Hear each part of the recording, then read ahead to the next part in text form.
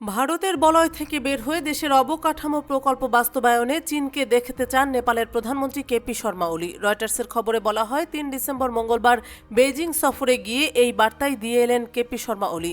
শত বছরের মিত্র দিল্লির পরিবর্তে প্রথম রাষ্ট্রীয় সফরেই বেইজিংকে বেছে নেওয়ায় ওলির এই পদক্ষেপকে কৌশলগত পরিবর্তন হিসেবে দেখছে আন্তর্জাতিক মহল।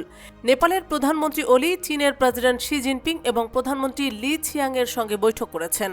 শি জিনপিং নেপালকে স্থলবেষ্টিত দেশ থেকে স্থল সম্পর্কযুক্ত দেশে রূপান্তরিত করার অঙ্গীকার পুনর্ব্যক্ত করেছেন। ২০১৭ সালে চীনের রোড অ্যান্ড বেল্ট ইনিশিয়েটিভে নেপাল স্বাক্ষর করলেও প্রকল্পগুলোর বাস্তবায়ন এখনও শুরু হয়নি।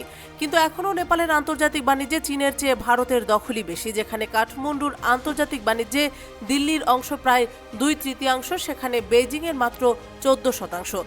তবে এই দিকে পিছিয়ে থাকলেও নেপালে অর্থায়নের ক্ষেত্রে কিন্তু চীন এগিয়ে।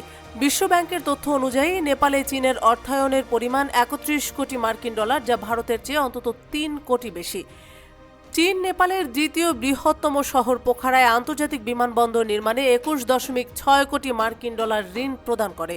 ২০২৩ সালে কার্যক্রম শুরু করলেও ভারতের আকাশসীমা ব্যবহারে আপত্তির কারণে বিমানবন্দরটি পর্যাপ্ত আন্তর্জাতিক ফ্লাইট পাচ্ছে না।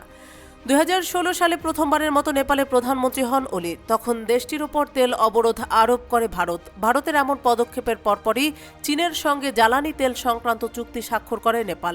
ওই পদক্ষেপের মধ্য দিয়ে নেপালের একমাত্র জ্বালানি সরবরাহকারীর তকমা হারায় ভারত, আর চীনের সঙ্গে সহযোগিতার নতুন দুয়ার খোলে।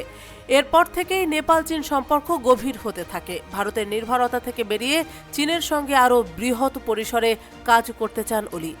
ওলির এই পদক্ষেপ শুধু নেপাল চীন সম্পর্কই নয়, বরং ভারতের প্রভাব বলয়ে একটি গুরুত্বপূর্ণ পরিবর্তনের ইঙ্গিত দেয়।